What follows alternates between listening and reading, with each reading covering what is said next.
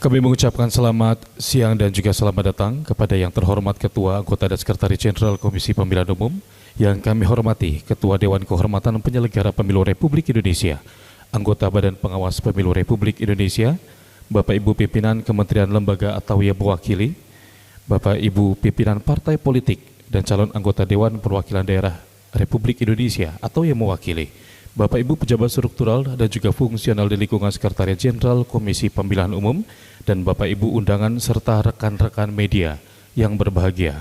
Assalamualaikum warahmatullahi wabarakatuh.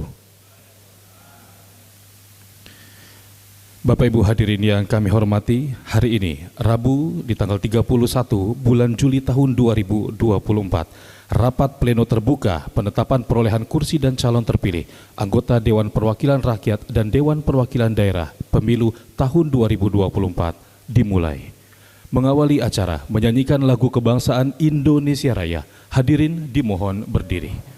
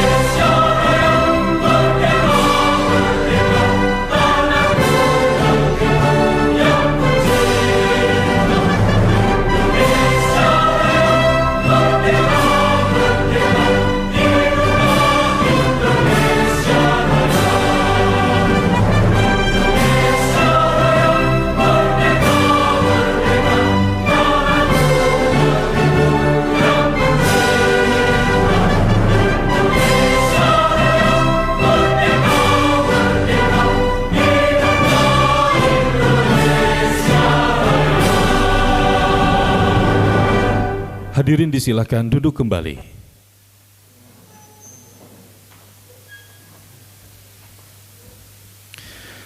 Bapak Ibu hadirin yang kami hormati, rapat pleno terbuka penetapan perolehan kursi dan calon terpilih anggota Dewan Perwakilan Rakyat dan Dewan Perwakilan Daerah pada pemilu tahun 2024 akan dipimpin langsung oleh Ketua Komisi Pemilihan Umum. Berkenan kepada yang terhormat Bapak Muhammad Afifuddin, disilakan. Bismillahirrahmanirrahim. Rapat pleno terbuka penetapan perolehan kursi dan calon terpilih anggota DPR RI dan DPD RI dengan ini dinyatakan dibuka dan terbuka untuk umum. Assalamualaikum warahmatullahi wabarakatuh. Selamat siang, salam sejahtera buat kita semua. Yang sama-sama kita muliakan, kita hormati jajaran pimpinan KPU RI. Hadir bersama kita ada Bu Betty Epsilon Idrus, Pak Idam Kholik, Pak Yulianto Sudrajat, dan Pak Agus Melas. Sudah quorum ini ya, sudah 5 orang. Kemudian yang sama-sama kita hormati jajaran sekjenan, Pak Sekjen, para deputi, para kepala biro dan seluruh jajaran KPU RI yang terutama menyiapkan kegiatan ini. Para undangan, kolega penyelenggara pemilu, Ketua DKPP Mas Hedi Lugito, kemudian dari Bawaslu RI ada Bu Lali Suhenti dan juga Pak Fadi, kemudian dari Mahkamah Konstitusi ada Pak Wiryanto, ada Pak Sarmadani dari Kemendagri, kemudian perwakilan dari lembaga negara, ada polisian, Pak Yuda atau yang mewakili, kemudian teman-teman dari Mensetnek, Jaksa Agung yang diwakilkan oleh Direktur Keamanan Negara Pak Agus Sahat, kemudian dari Palabin, dari perwakilan Ketua DPR yang diwakilkan ke Pak TA, kemudian Ketua DPD RI diwakilkan oleh Deputi Administrasi, dan juga pimpinan partai politik atau yang mewakili para LO partai yang sudah hadir, serta para undangan sekalian, perwakilan DPD, hadirin sekalian, teman-teman jurnalis yang berbahagia. Alhamdulillah pada hari ini tanggal 31 bulan Juli tahun 2024, sesuai dengan aturan kita bahwa seharusnya kita memang hari ini mau menetapkan perolehan suara dan juga kursi calon terpilih DPR RI dan juga DPD RI. Sekaligus kami juga akan menyampaikan beberapa hal terkait update dari situasi terkini.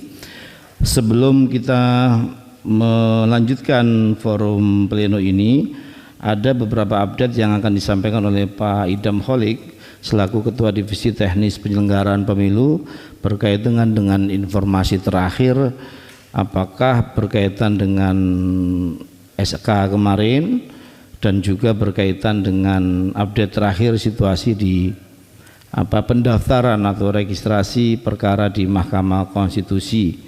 Nanti setelah itu kita bikin diskusi, brainstorming setelah Pak Idam menjelaskan beberapa hal. Dipersilakan Pak Idam.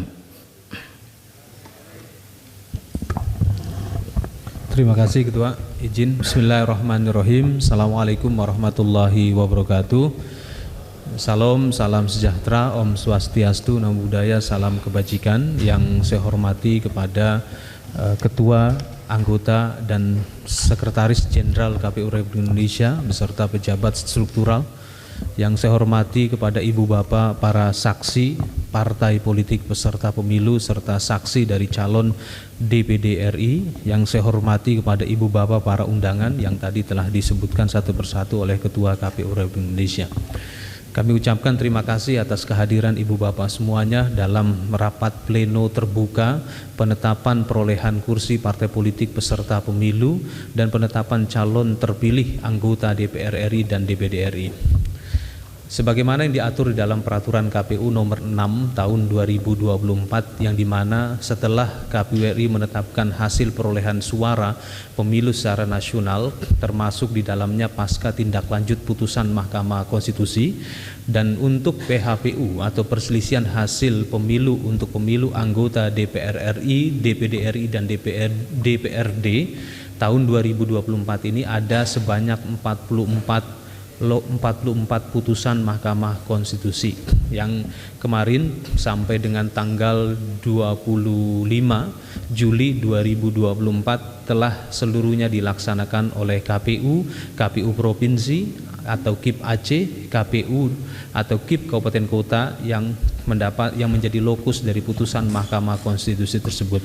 Alhamdulillah semuanya telah dilaksanakan dengan baik, yang kemudian pada tanggal 28 Juli 2024 jam 17:44 waktu Indonesia Barat, kami KPU Republik Indonesia telah menetapkan hasil perolehan suara peserta pemilu tingkat nasional pasca tindak lanjut putusan Mahkamah Konstitusi tersebut.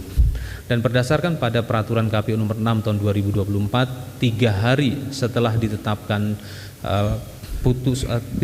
keputusan mengenai perolehan suara nasional tersebut, maka KPU harus melaksanakan rapat pleno terbuka penetapan perolehan kursi partai politik dan calon terpilih, dalam hal ini calon anggota DPR RI terpilih dan calon anggota DPD terpilih.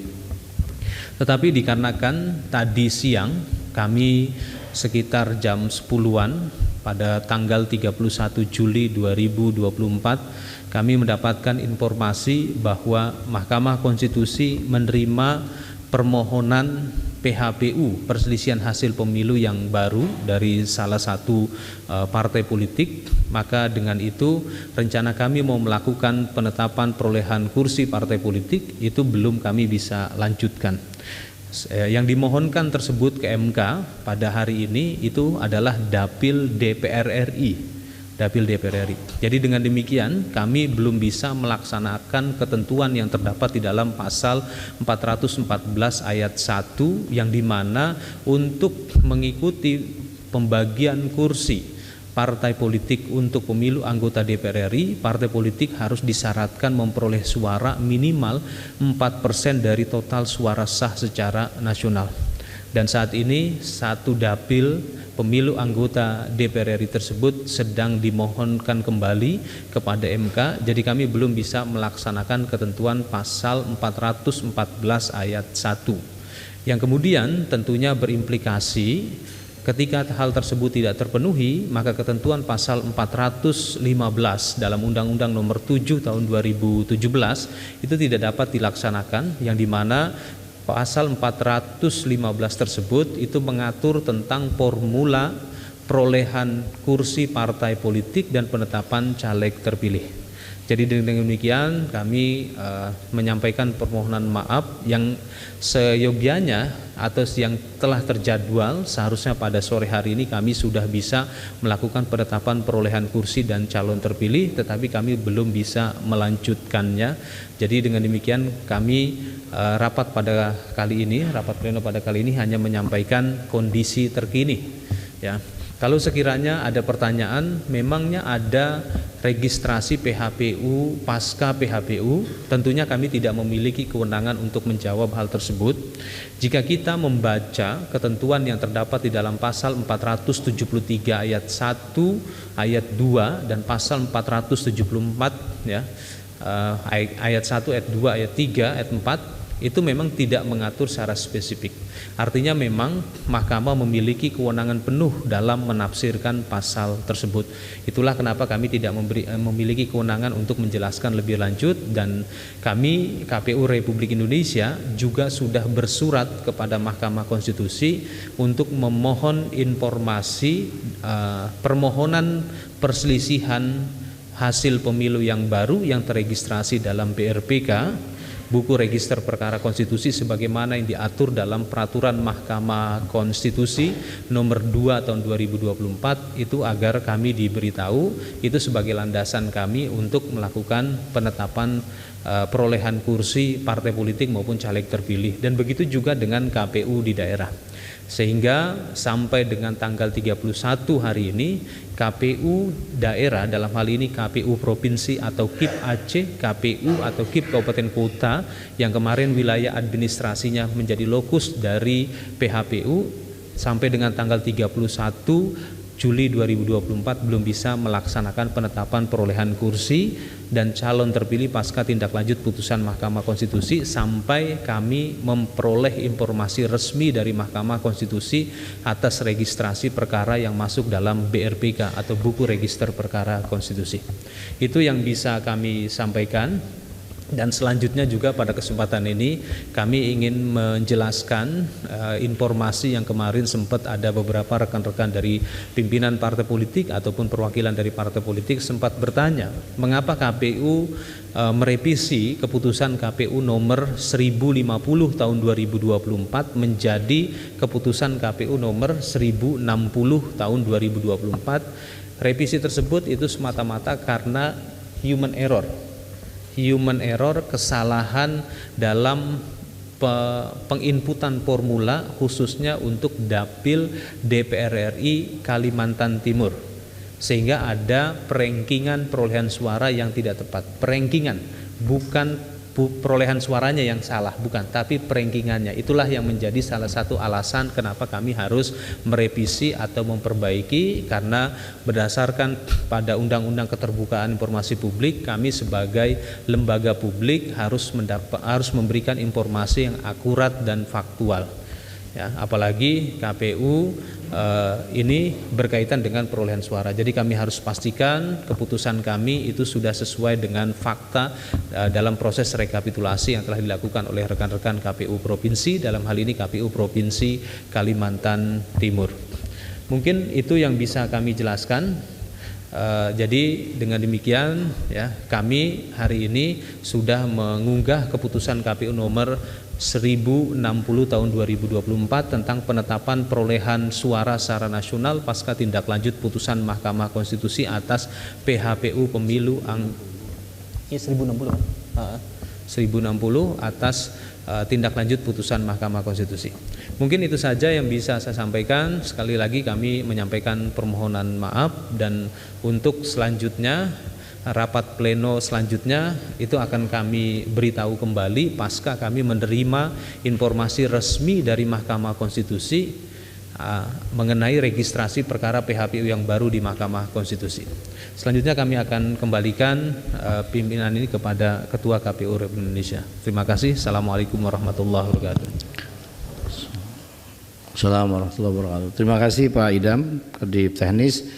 Ada dua hal yang tadi disampaikan. Pertama, update terkait dengan pendaftaran gugatan perkara ke Mahkamah Konstitusi yang secara informal sekarang kami sudah dapat update-nya.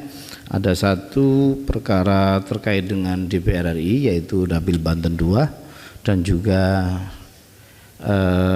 di DKI Jakarta ada untuk DPR Provinsi katanya dari Nasdem. Ya, baik Bapak Ibu sekalian. Yang kedua tadi disampaikan oleh Pak Idam, kami minta maaf atas kesalahan teknis kami dalam beberapa hal kemarin, sehingga di lampiran SK 1050 ada yang kita perbaiki dan sudah menjadi surat keputusan 1060 yang nanti akan kita bagikan, dan kami juga akan langsung upload yang sudah terbaru. Nanti teman-teman sekretariat minta tolong hard copy-nya juga disampaikan ke para pihak peserta pemilu dan lain-lain untuk sekaligus menjadi koreksi atas ketidaknyamanan dan kealpaan ini. Kami minta maaf yang sebesar-besarnya. Bapak Ibu sekalian, karena secara prinsip kita tidak bisa melanjutkan forum pleno kali ini, sebelum kami atau kita menutup forum ini, saya akan mempersilahkan beberapa pihak untuk memberikan pandangan, masukan atau usulan terkait dengan situasi yang sama-sama kita tahu, aturannya sama-sama kita tahu, dan kita harus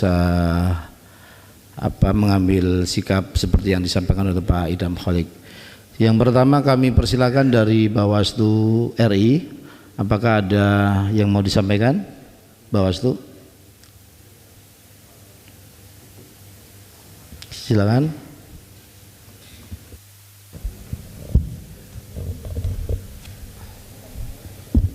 Baik, terima kasih Ketua. Menyikapi persoalan yang baru saja disampaikan, maka Bawaslu tentu dalam hal ini menghormati seluruh proses hukum yang diajukan, baik itu dari Banten maupun DKI, dan kita sama-sama menunggu untuk informasi lebih lanjut dari Mahkamah Konstitusi. Demikian. Terima kasih Teh Loli. Pak Sedi, DKPP ada saran? Ini pasti dampaknya nanti ke DKPP juga ini. Dari perwakilan lembaga negara, instansi, polisian, ada masukan? Dari Mahkamah Konstitusi? Silakan Pak, kalau ada yang mau disampaikan. Terima kasih Pak Ketua. Assalamualaikum warahmatullahi wabarakatuh. Yang sangat saya hormati anggota KPU seluruhnya dan Bapak Ibu seluruh yang hadir pada siang hari ini. Saya hanya sedikit menginfokan, menegaskan lagi apa yang disampaikan Pak Ketua yang mulia, yang Pak Ketua, bahwa memang Mahkamah Konstitusi sampai saat ini sudah terdaftar ada 2 pendaftaran sebagaimana yang disampaikan, dan mengenai tindak lanjutnya pastinya MK akan mengikuti hukum acara yang berlaku, yaitu bagi yang mengajukan permohonan nanti masih memiliki waktu 3 kali 24 jam untuk perbaikan. Jadi kalau kita sampaikan secara normatifnya, MK membuka perbaikan permohonan sampai hari Sabtu pukul 17.44 sesuai dengan keputusan kemarin. Demikian, terima kasih yang Bapak. Terima kasih Pak Wirianto, Panitera Muda dari Mahkamah Konstitusi. Dari perwakilan partai politik, silakan Mas Ibnu dari PAN. Sesuai perintah Mas Ibnu singkat. Saya singkat saja, tidak perlu dengan pembukaan. Begini pimpinan, pertanyaan kami ya, sekaligus mungkin butuh pernyataan. Pertanyaan kami berarti di luar yang kemarin kita bahas dalam rapat pleno sebelumnya, yaitu hasil keputusan MK, hasil pelaksanaan MK yang kemarin itu, ada yang PSU, ada yang PSSU itu, berarti apakah seluruh data dan lampiran ya, yang mungkin keputusan yang baru ini ya, yang 160 ini berarti sama dengan data dan lampiran dari SK 360 yang menjadi objek hukum pada saat para peserta pemilu itu melakukan gugatan ke MK. Nah, ini pertanyaan kami. Jadi menurut kami, ini pemahaman kami bahwa di luar yang kemarin kita plenokan yang kemarin itu, karena yang kita plenokan kemarin memang adalah hasil pelaksanaan dari keputusan MK, berarti di luar yang kemarin itu seluruh data dan lampiran-lampirannya termasuk hitung-hitungan semua adalah sama dengan SK nomor 360. Ataukah ada perubahan yang lain gitu. Tapi menurut kami tidak ada perubahan semestinya gitu. Kemudian yang kedua, saya kira tadi sudah dijelaskan oleh MK. Kami berharap bahwa nanti setelah perbaikan itu mungkin ada waktu perkiraan berapa lama persidangannya gitu, sehingga nanti kita tidak melampaui jadwal sesuai dengan PKPU yang sudah ada. Saya kira itu aja. Terima kasih.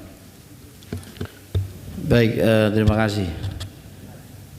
Silakan teman PKS, nanti kita jadikan satu.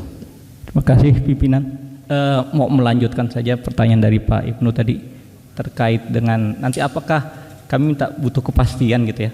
Apakah nanti misalkan setelah selesai proses di MK ada hasil, apakah kemudian nanti hasil itu bisa digugat kembali atau seperti apa?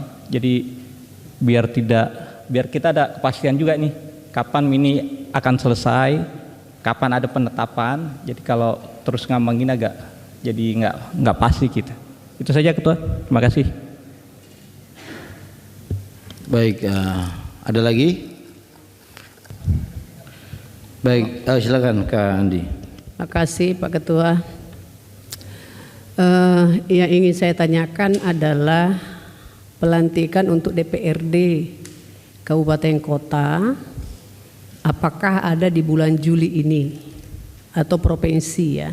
Mungkin saran saya aja bahwa tolong dicermati karena biasanya periodenya itu berbeda. Kalau memang misalnya ada yang Juli ini, maka saran saya keputusannya itu dipisahkan dengan DPR RI. Kalau dulu seingat saya sampai dengan pemilu terakhir itu dia punya SK 1, SK penetapan perolehan suara dan seterusnya ya. Itu memang harus disahkan oleh KPU secara universal termasuk DPRD kabupaten dan provinsi. Saya hanya menyarankan mohon dicek kalau memang ada DPRD yang harus dilantik bulan Juli atau Agustus, ini dicarikan solusinya. Kalau misalnya putusan MK-nya tadi belum keburu selesai, karena itu juga enggak digugat di MK misalnya, maka penetapan khusus untuk kabupaten kota ini menurut saya KPU bisa mendahulukan untuk mengesahkannya, karena itu memang perintah undang-undang harus mengesahkan juga DPRD provinsi dan kabupaten kota. Jadi tidak bergantung kepada yang sedang walaupun enggak banyak, seingat saya ada di bulan Juli Agustus itu pelantikan DPRD kabupaten kota atau provinsi, dicek aja dulu itu wilayah mana. Saya kira itu, terima kasih. Mudah-mudahan tentunya kita lebih senang kalau kita melaksanakannya sesuai dengan peraturan perundang-undangan dan konstitusi serta peraturan-peraturan KPU. Makasih. Baik, terima kasih. Yang pertama dari Pak Sibnu terkait dengan lampiran-lampiran, sebagaimana tadi disampaikan dalam pelaksanaan penetapan kursi ini untuk tingkat provinsi dan kabupaten kota, sebagaimana tadi disampaikan juga masukan ya usulan dari Kak Andi, tentu kita tetap merujuk pada 1050 sebagaimana yang telah dirubah menjadi SK 160. Nah, nanti kita akan segera upload sekaligus lampiran perubahan perbaikan 1060 akan disampaikan ke Bapak Ibu sekalian. Nah, selanjutnya yang berkaitan dengan AMJ DPRD kabupaten provinsi yang kemungkinan di bulan awal Agustus atau kemudian di akhir Juli ini, yang pasti kita akan menyampaikan setelah dapat informasi resmi BRPK pasca pendaftaran di Mahkamah Konstitusi. Jika tidak termasuk dalam yang didaftarkan di gugatan Mahkamah Konstitusi, akan kita sampaikan untuk memproses penetapan lebih lanjut, dan itu di level teman-teman provinsi, kabupaten, kota. Pastinya kita menunggu informasi dari Mahkamah Konstitusi. Selebihnya untuk terkait waktu dan lain-lain, ini sepenuhnya kewenangan ataupun jawaban ada di Mahkamah Konstitusi. Saya persilakan mau menjawab apa tidak, Bapak? Silakan. Terima kasih Pak Pimpinan. Terima kasih Bapak Ibu. Terkait dengan dua pertanyaan bahwa waktu penyelesaian terkait dengan pemilu lanjutan atau pemilu sengketa yang terjadi saat ini, dan juga yang kedua apakah dapat diajukan berulang-ulang begitu ya. Yang pertama, memang bagaimanapun kami tetap Mahkamah mengacu kepada hukum acara. Artinya memang penyelesaian pemilu itu kan 30 hari kerja ya. Jadi tetapi insya Allah, karena ini kalau seandainya nggak banyak itu kan berbeda dengan yang serentak beratus-ratus itu kan gitu ya. Jadi seandainya pun tetap batas akhirnya secara normatifnya itu 30 hari kerja, tetapi dimungkinkan ya tidak akan menggunakan waktu yang sepanjang itu kan gitu. Tapi sekali lagi itu adalah yang mulia nanti yang akan menetapkan, tetapi kami rasa tidak akan menghabiskan waktu yang sesuai dengan ketentuan itu. Yang kedua, memang MK dalam hal penerimaan permohonan itu tidak bisa membatasi diri bahwa tidak boleh begitu, tapi memang sejatinya para pihak sendirilah yang memiliki satu kewenangan untuk mengajukan, dan MK tidak bisa menolak dari permohonan yang diajukan. Itu yang menjadi satu asas yang kita lakukan di Mahkamah itu sih. Demikian Pak Ketua, terima kasih pimpinan. Terima kasih Pak Wirianto atas informasinya. Saya kira cukup menjelaskan buat kita semua. Selanjutnya Bapak Ibu sekalian, karena selain penetapan kursi untuk DPR RI, sejatinya kita juga harus menetapkan kursi DPD pasca rekapitulasi kemarin. Tetapi karena forum yang kita gelar kali ini, situasi waktu pendaftaran di Mahkamah Konstitusinya, gugatan di Mahkamah Konstitusinya masih ada waktu sampai jam 17.44. Jadi kita tidak tahu situasinya apakah setelah jam ini nanti sampai jam 17.44 ada yang mendaftar gugatan atau tidak. Maka kita mengambil sikap untuk kehati-hatian, kita ambil langkah untuk penetapan DPD juga akan kita barengkan dengan penetapan DPR RI nantinya setelah seluruh persoalan di Mahkamah Konstitusi selesai. Demikian saya kira. Izin Ketua. Silakan Mas. Mohon izin semuanya tanpa mengurangi rasa hormat. Ini ada kasus khusus kenapa tadi saya menyampaikan. Jadi ada di KPUD Bengkulu Tengah itu pada saat terakhir dulu, pada saat sebelum kita mengajukan ke MK, di SK 360 itu lampirannya adalah SK 439 yang dikeluarkan oleh KPUD Bengkulu Tengah. Ya, sehingga pada saat itu kami setelah melihat semuanya, kami dari Partai Amanat Nasional menarik gugatan yang sudah kita daftarkan gitu, karena ada ketika kita lihat ini baik bagi kita, bahasanya begitu ya. Nah, kemudian semestinya SK yang baru 1050 maupun SK 1060 ya itu mestinya selain yang keempat yang tadi itu, yang kemarin kita bahas itu, tentunya harus sama dengan semua lampiran yang di SK 360. Nggak boleh ada SK baru sebagai lampiran di situ gitu. Ini saya kira begitu, Ketua. Jadi kalau kemudian ada yang memasukkan ada SK baru tanpa babi bu dari proses hukum, menurut saya itu kesalahan administrasi yang sangat fatal. Terima kasih. Terima kasih Mas Ibnu. Mas Idam silakan dijelaskan. Terima kasih. Baik, merespon pertanyaan dari Bang Ibnu mengenai Bengkulu Tengah ya, kenapa terjadi perubahan SK.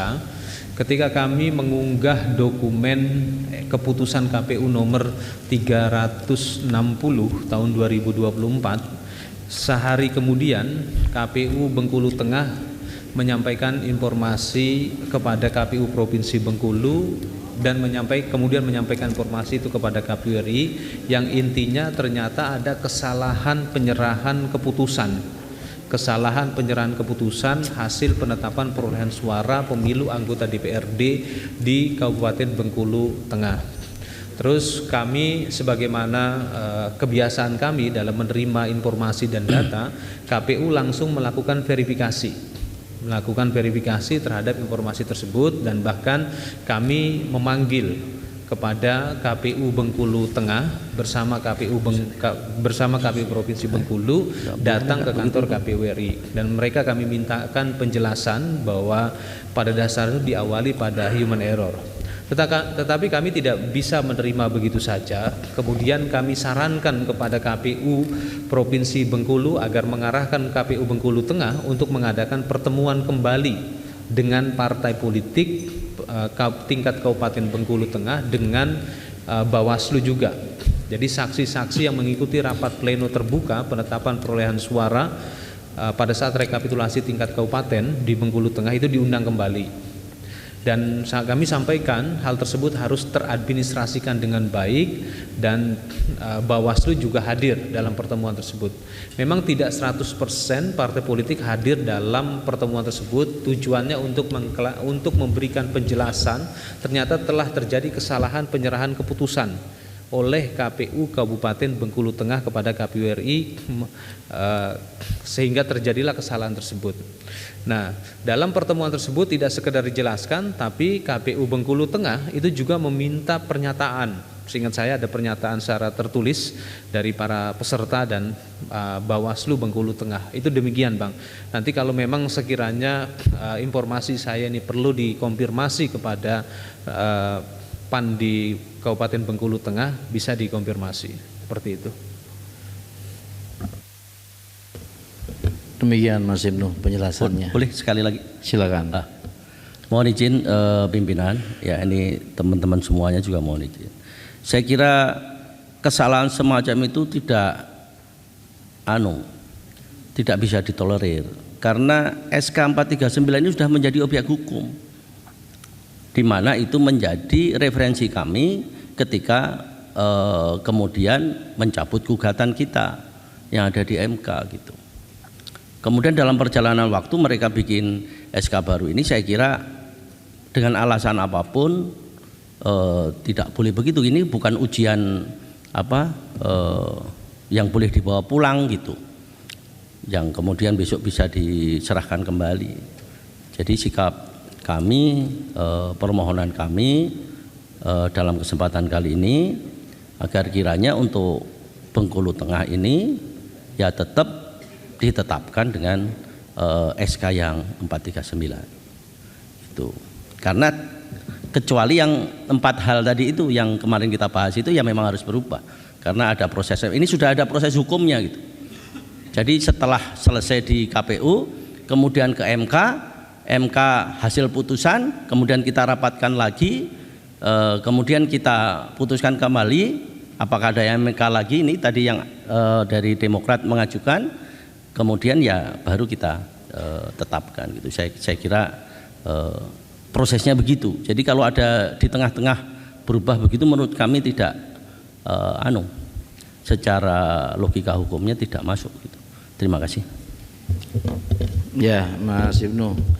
Ya memang waktu itu kita juga mendapat informasi seperti disampaikan Mas Idham, dan yang bisa kita lakukan kemudian proses bersama teman-teman Bawaslu dan lain-lain mengklarifikasi peserta pemilu yang pada akhirnya di 10.50 sudah kita sampaikan. Ya kami, jajaran kami juga kami evaluasi terkait hal ini, tetapi kami juga menyampaikan bahwa kita kembali kepada hasil yang memang sejatinya secara prinsip bukan itu, tetapi kemudian kesalahan teknis ini membuat situasi jadi perlu dilakukan langkah-langkah yang kemudian kami ambil tersebut. Mohon izin bimbingan, aduh ini jadi repot. Jadi dengan begitu hak hukum kami itu hilang. Gitu. Jadi membuat tidak even playing field gitu. Jadi posisi kami adalah posisi yang harus menggugat kembali gitu. Jadi menurut kami ini tidak pada tempatnya, karena dalam pemahaman kami SK 1050 maupun SK 1060 itu yang berubah adalah akibat dari pelaksanaan putusan MK, bukan yang lain. Yang lain sudah selesai semua, proses dengan Bawaslu dengan yang lain-lain sudah selesai. Gitu. Jadi perubahan SK 360 ke SK 1050 maupun nanti ke SK 1060 itu adalah akibat dari pelaksanaan putusan MK, bukan karena yang lain. Saya kira gitu. Terima kasih. Ya, baik, keberatan kami terima ya, karena memang kami sendiri melakukan koreksi dan pengakuan atas kesalahan upload yang dilakukan, dan secara langsung ini berkenaan dengan partai Mas Ibnu, partai PAN. Baik Bapak Ibu sekalian, tadi kita sudah melakukan brainstorming dan seterusnya. Saya kira ada lagi? Cukup? Baik Bapak Ibu sekalian, karena kita tidak bisa melanjutkan rapat pleno kali ini karena ada persoalan atau gugatan ke Mahkamah Konstitusi sampai jam 15.08 ini sudah ada 2 perkara yang diajukan, yaitu berkaitan dengan Banten 2 dan juga DKI 2 untuk dapil provinsi ya, dapil provinsi. Selanjutnya untuk rapat pleno selanjutnya berkaitan dengan penetapan ini pasti kita akan infokan ke Bapak Ibu sekalian. Sekali lagi atas nama KPU Republik Indonesia kami mengucapkan terima kasih atas waktu, kesempatan dan juga permaklumannya, dan juga permohonan maaf kami jika ada hal yang kurang berkenan. Dan dengan membaca alhamdulillahirabbil alamin, rapat pleno pada penetapan perolehan kursi dan calon terpilih anggota Dewan Perwakilan Rakyat dan Dewan Perwakilan Rakyat Daerah tahun 2024 pada hari ini kita nyatakan ditutup. Terima kasih, mohon maaf atas segala kurangan. Assalamualaikum warahmatullahi wabarakatuh.